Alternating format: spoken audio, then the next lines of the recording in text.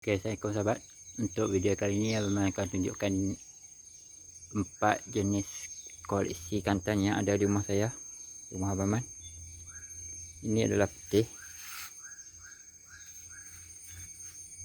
Kalau yang sebelum kembang macam ni, kalau yang dah kembang macam ni. Ini adalah yang dah kembang besar, dia ada kuning kat tengah dia. Oke sahabat, ini adalah kantan pink.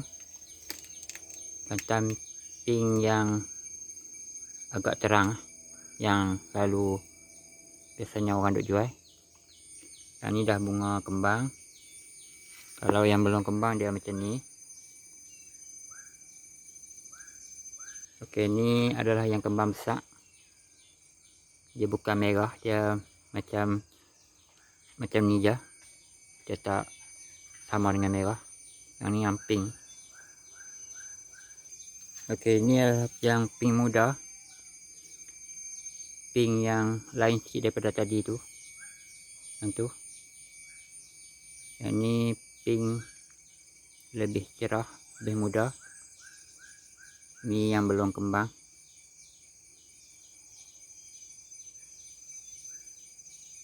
Belum kembang dengan dah kembang. Okey sahabat, ni adalah kantan yang warna merah. Ni yang belum kembang. Ni yang dah kembang. Ni yang kembang agak sederhana.